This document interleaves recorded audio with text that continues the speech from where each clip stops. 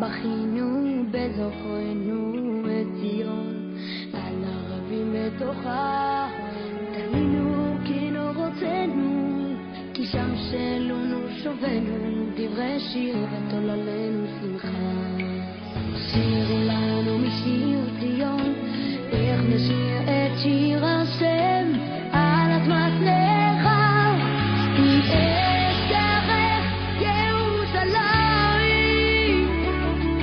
תשכח ימיני.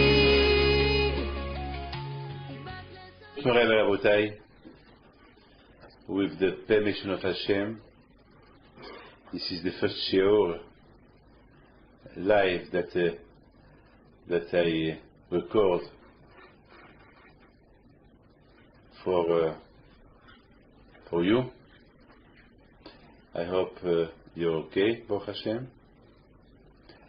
I know, unfortunately, all over the world today, people are a little bit frightened about this epidemic,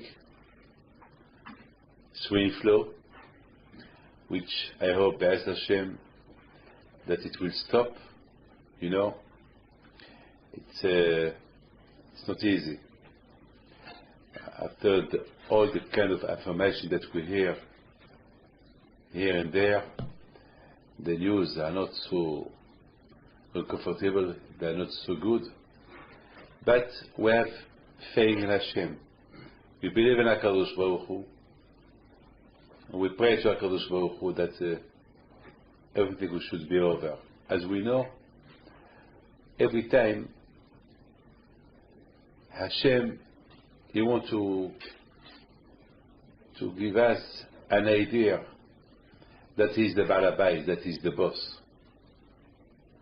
Last year, the crisis was so strong that how many very wealthy people, they lost everything. Some of the people that I know, they told me it was worthy that I lost everything, so at least I discovered that there is Hashem. Because now I have time for Him. Now I can go to shul, now I can pray. Once I did not have time for Him. Now I find my time for Hashem. And unfortunately today, the healthy people that, thanks God, they have no problems, they have no health problems. I know some of them that they had this swine flu. I cannot tell you where, I'm not allowed, but unfortunately here as well, because we want to show that death and life, it's in His hand. That HaKadosh Baruch Hu is the Balabais. That HaKadosh Baruch Hu is the one who gives money, glory, kavod, everything. When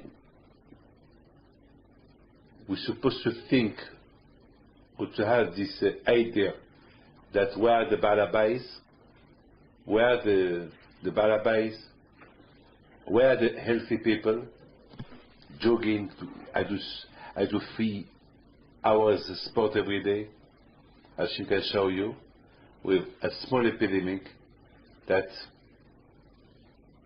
your health is not in your hand, your health is in His hand. I would like just to tell you something.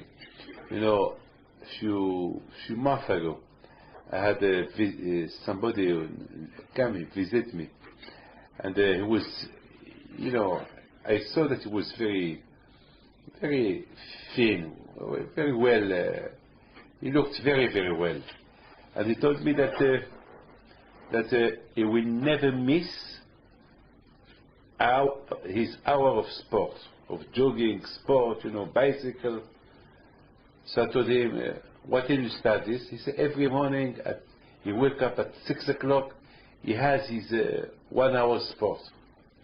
And I told him, what about putting tefillin? Do you have your 5 minutes sport between you and Hashem? Put it tefillin? He said, well, for this, unfortunately, I don't have this in my plan. So I told him, well, you should have this in your plan, because after 120 years, your sport, you will leave it in the grave. What you will take with you, this attachment that you can have between you and Hashem. That's what you can take. He was laughing. Anyway, he came for his mother. She was not well. He came for his mother, but she was not well. He said, well, Rabbi, by the way, I came for my mother. It's like he didn't want to discuss with things that it was for him less important than his mother. She's not well. Oh, what I can tell you to make the story short, 1 week after, I heard that he had a heart attack and he died while he was doing jogging. So, you see, of course, jogging is good, to do sport is good, but don't forget, health and wealth and life, it's in the hand of Hashem. Hashem He give.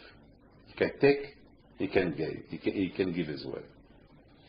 A woman, she felt that she was very, very pretty.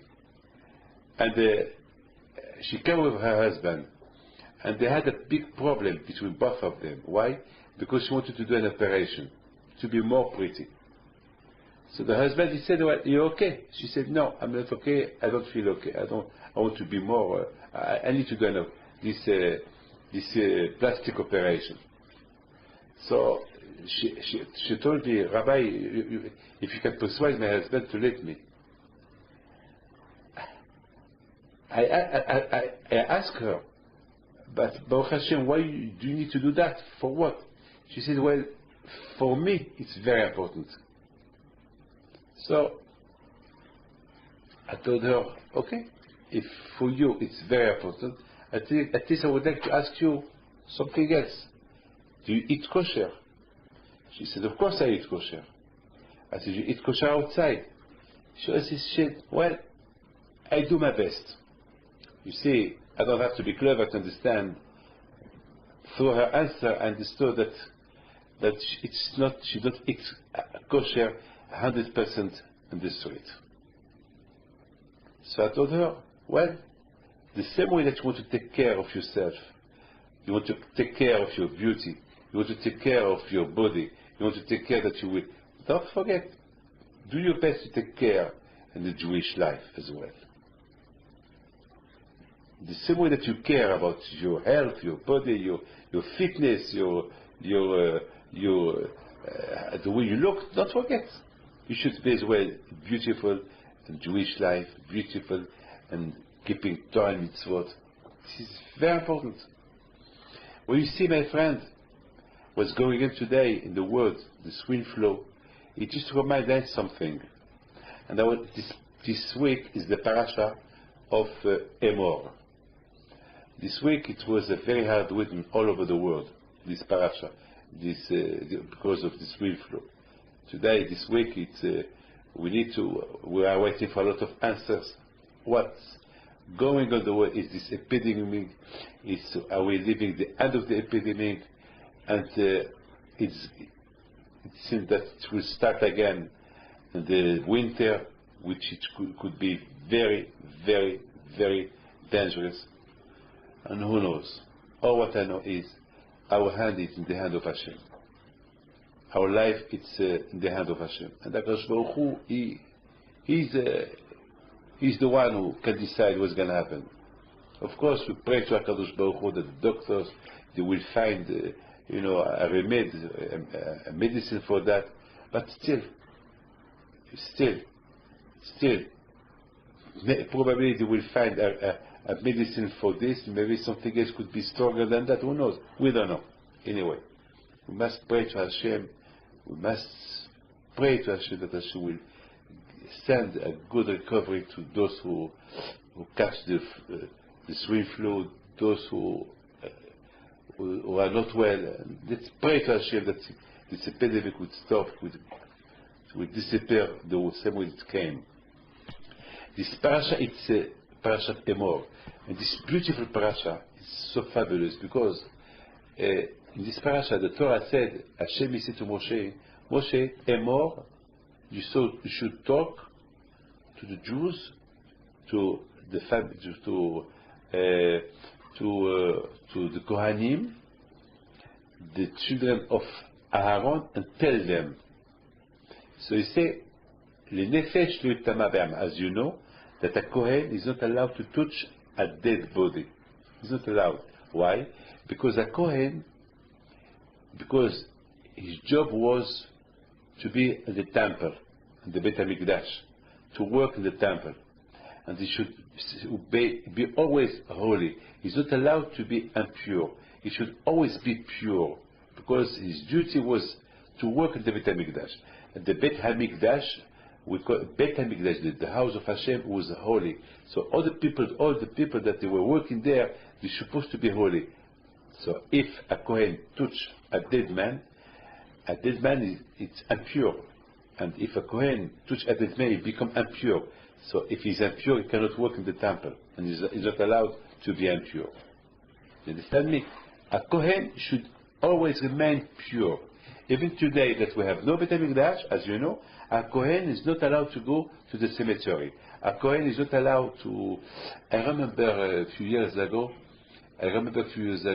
when we used to fly from Tel Aviv to outside Tel Aviv, the plane used to fly a cemetery, and a lot of Kohanim, they did not take that flight who fly over the cemetery. Even that the plane was it was in the air.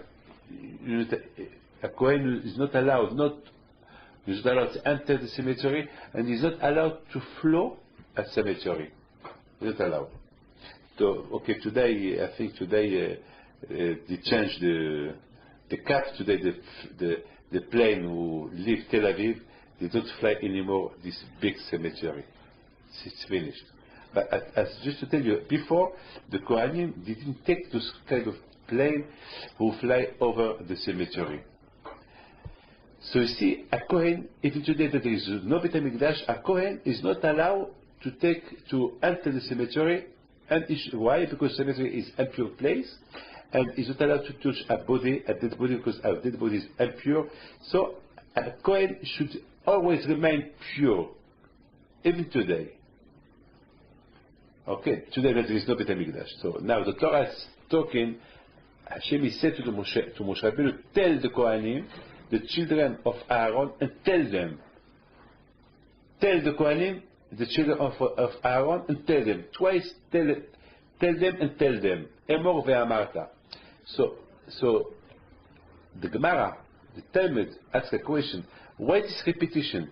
Hashem is said to Moshe, tell the children, tell the Kohanim, the children of Aaron, and tell them. This repetition of twice, Emor ve'amarta, what it is the reason? You know, the Torah should say, Hashem spoke to Moshe, tell the Kohanim not to touch a dead body, a dead man. Why? Tell the Kohanim, the children of Aaron, and tell them. It's twice this repetition. It's need to understand why this repetition. I would like to tell you something incredible. You know how much we need to repeat to somebody to keep Torah mitzvot. A child, how much we need to tell him, to educate him. A lot of times we have to tell him, hey, don't forget, put your moke on. Hey, don't forget, wash your hand. Because when it comes to, when I say to a child, here's a sweet for you, here's a chocolate, do I have to repeat it twice? Here's a toy to play with. Do I have to repeat it twice? No. When a child, when you show him a sweet or a chocolate or a toy, quick, you don't have even to talk to him. Just you show him, and he will run. to you and will give you his hand, just give him. If I give $1 million to somebody and I show him the check,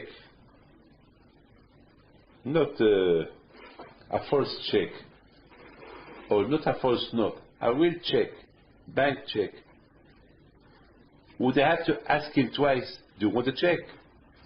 It just, I show him the check or I show him the money, well, he will run to take the money. We don't have to tell him twice. But when it comes to Torah, we have to repeat.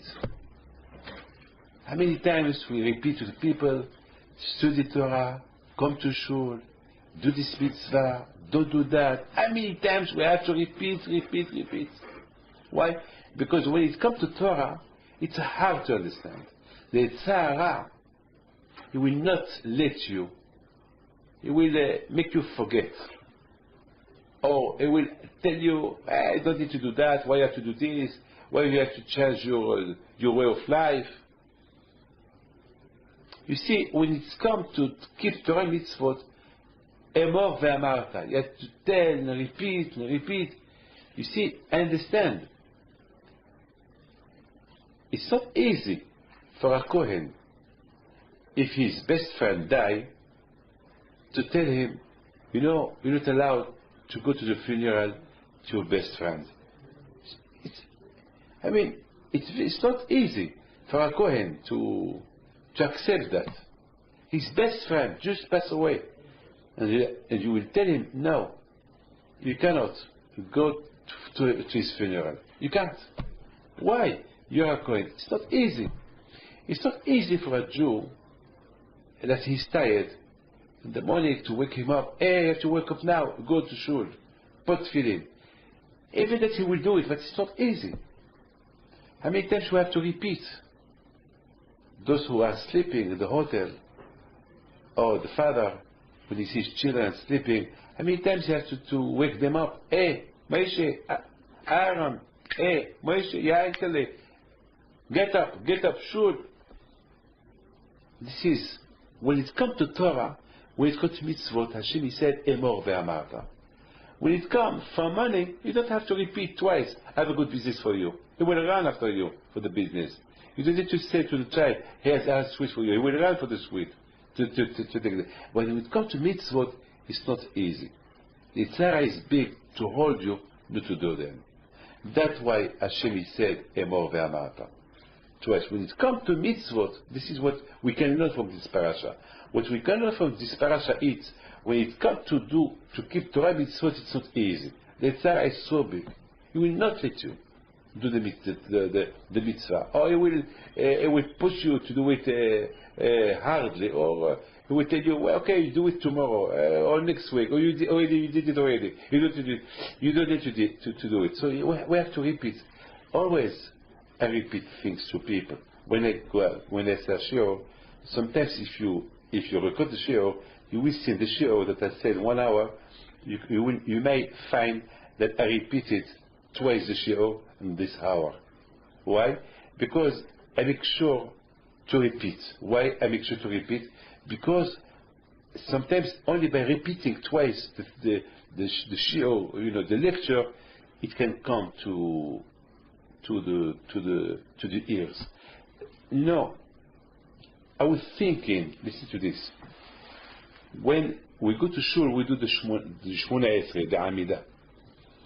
And we do the Shmona Esrei, and then the Shalach Tzibur, he repeats it again.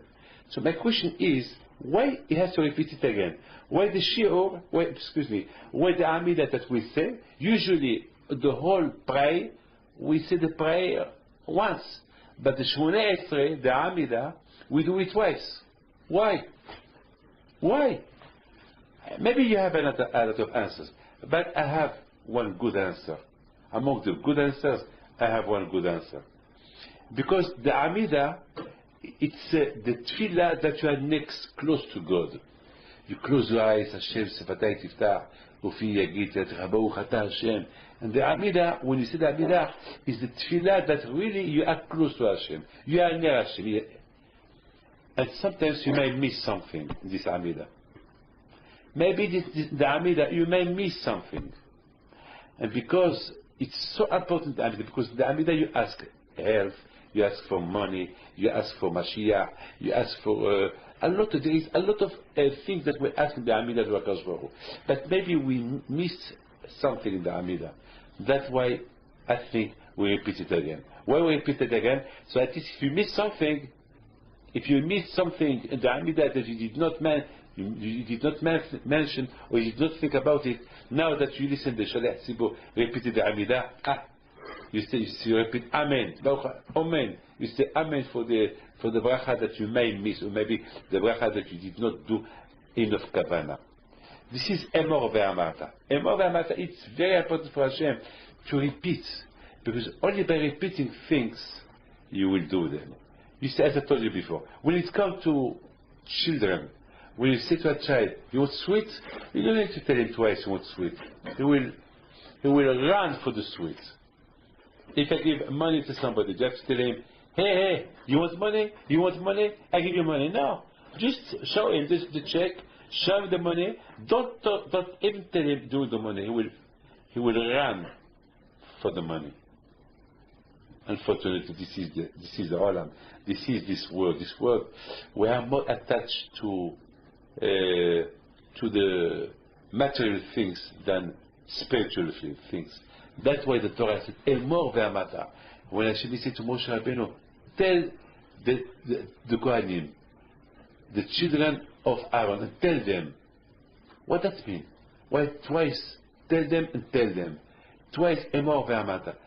The answer is, when it comes to Kedusha, when it comes to mitzvah, when it comes to do something very hard to do, you need to repeat it twice.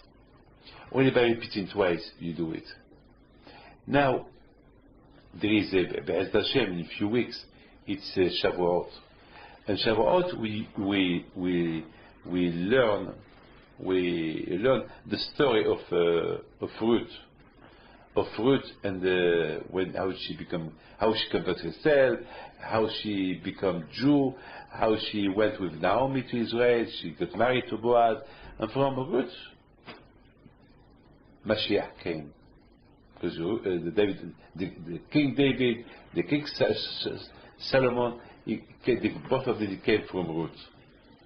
And when Ruth and Naomi they went back to Israel, and they were very, very poor women, it said in the Ruth that one day Naomi, she said to Ruth, "V'samta simlotecha alecha," put your clothes on you. So the Gemara, the Talmud asks a question, why Ruth was nude? That Naomi should have put your clothes on? What does that mean? V'samta simlotecha alecha, put your clothes on you.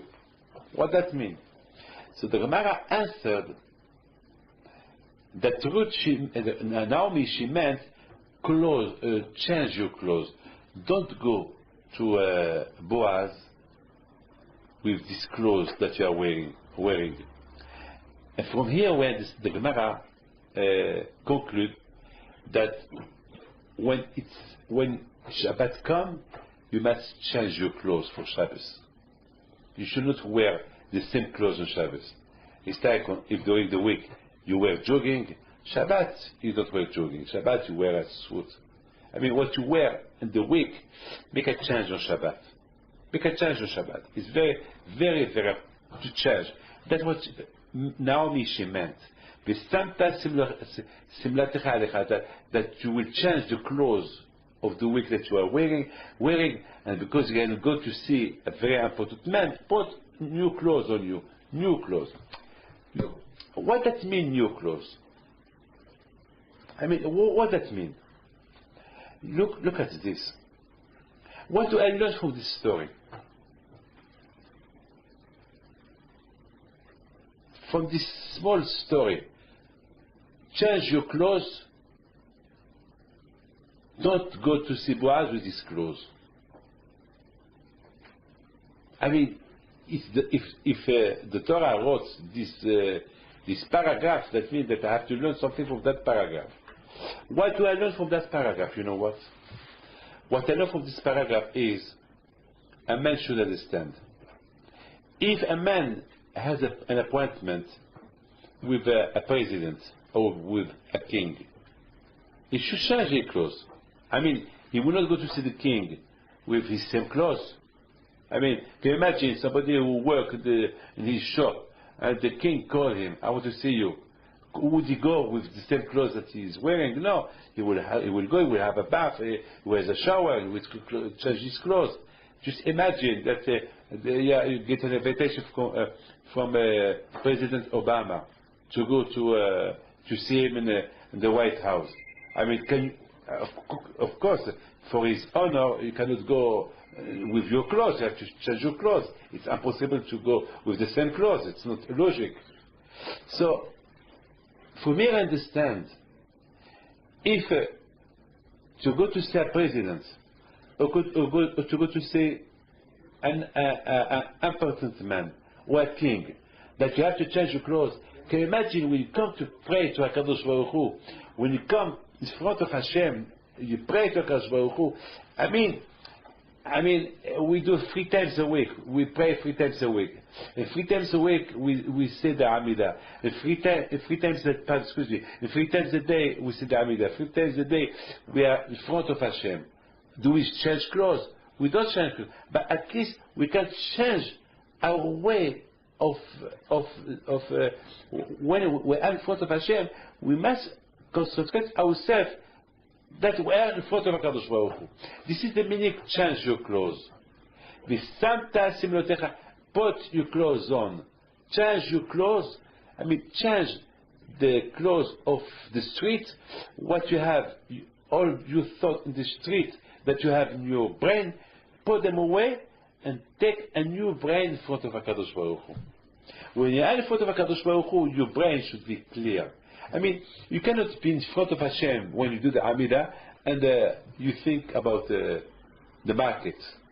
How is the stock market? How is Wall Street? How is this? I mean, hey. Wall Street is in your office. Now you're in Shul. Now you're in front of Hashem. Change your way of, the way that you live in the street, the way that you live in the business, the way that you live in your house, in front of Hashem. When you are in front of Hashem, your thought should be something else. This is an extra work that a man should do. When you are in front of Hashem, you have to change your way of thinking, your way of life. Because you are in front of Hashem. Usually when I have to go to see somebody very important, I change my clothes. I put new clothes.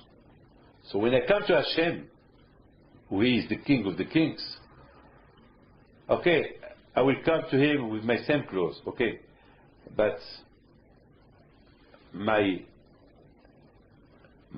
clothes that I have, my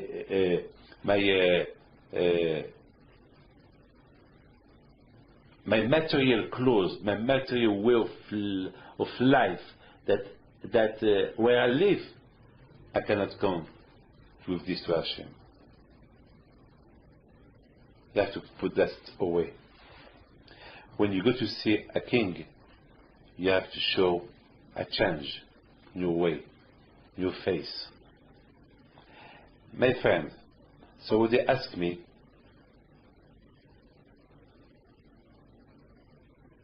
how can I have the willing to come to study Torah? How? I would like to study Torah, but how? You know what I told him? It's not easy. But a preparation to prepare yourself.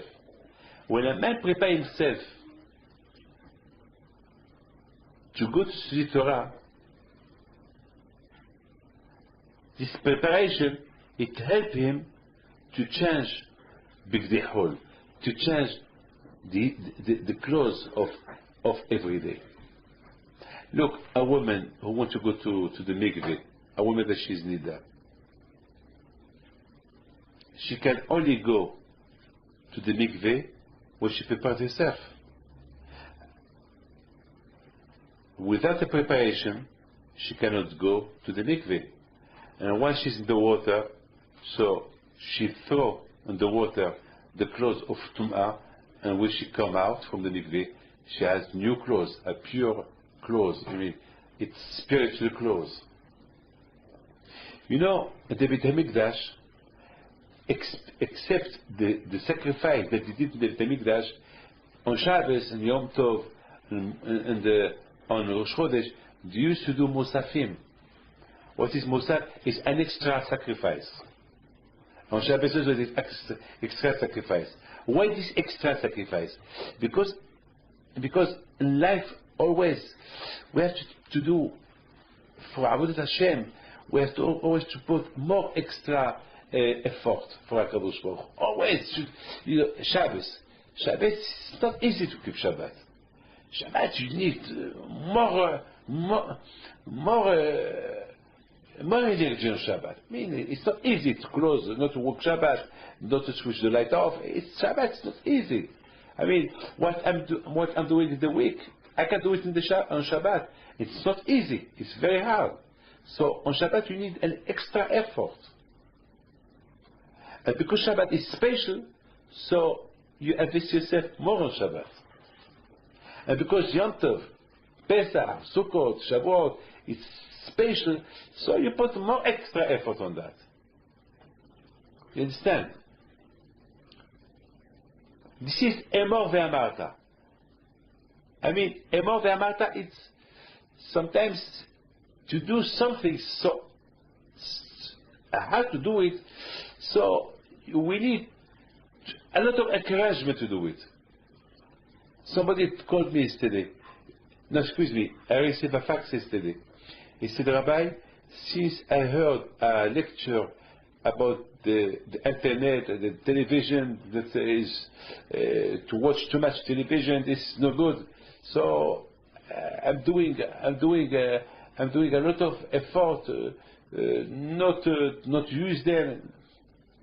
And he told me, please, Rabbi, if you can write me a letter of encouragement. I mean, you see, after all what I told him, and he listened what I told him, now we want more encouragement that he will do more attention, not to to see what he's not allowed to see. Except to use his internet for work, not to use it for bad things. But they say it's not easy. It's not easy. So, my friend, this is the parasha of the week. The parasha of the week, it's Emor ve'amarta. We must not only say, well, Baruch Hashem, I don't need that you, Rabbi, I don't need that you will tell me what to do. I know what I'm doing. I will tell him. Repeat. Rabbi, you don't have to tell me what to do. I know what I'm doing. You know what will my answer? Sir, you don't know what you're doing. If you don't listen what you have to do, that means you do not do. You do not know what you want to do. How can you know what you want to do if you never listen, if you never heard? To know what you should do, you have to listen from me what you should do.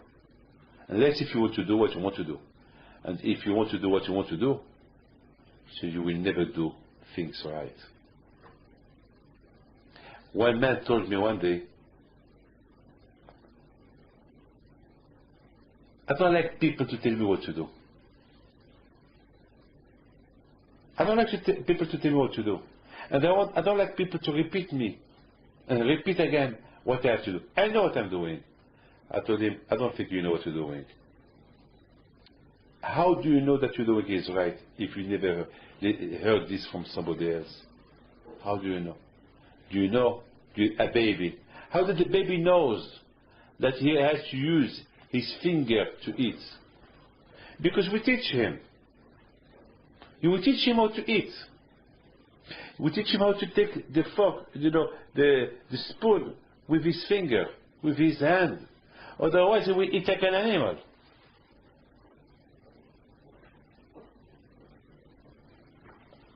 Take a child, put it in a room, and he will never see man, and let him just live with cats or dogs.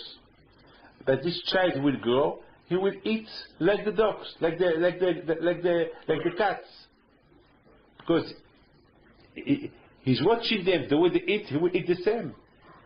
He will eat straight with his mouth. Through his mouth, he will eat everything, and he will not talk. He will talk like a cat. He will say hop hop meow. He will not. He will not know how to talk. So I told him, how can you tell me you know what to do? How do you know what to do? This is what the Torah says. Emor ve'amarta. You have to tell them and repeat them. Tell them. So they will understand. So they will not do what they want. They will do what you are teaching them. What you are teaching them, it's what I'm telling you. When a rabbi, when we teach you something, we don't teach you what we teach you just because we want it's our teaching. No. It's the teaching of HaKadosh Baruch Hu. What we learn from our parents, from our rabbis, that they learn from their rabbis from their rabbis, till Moshe Rabbeinu, he learned from HaKadosh Baruch Hu. That was teaching. This is the meaning, Emor ve'amarta. Because the Torah is so hard, so we have to repeat it, and repeat it, and repeat it, so we can accept it. When you see today, what's going on today in the world, and I would like just to finish with this. Up to now, the Torah, how many times the Torah repeats what you should do, what we should not do. And unfortunately, everyone did what he wanted to do. So when we see things like that going, Gezerot, God forbid, the situation in the world that is not quite, and I don't want to enter about politics, but let's talk only about the crisis and about the health, without talking about the security in the world. We need to do more teshuvah. We need to approach a little bit more HaKadosh Baruch Hu, to be more closer to Hashem, to God. So that Hashem, HaKadosh Baruch Hu will help us to do a good teshuvah. And that Hashem, next week, that Hashem, I hope that things will get better. And then next week, that Hashem, I will talk a little bit more about the spring flu. And I wish you all of you Shabbat Shalom and God bless you.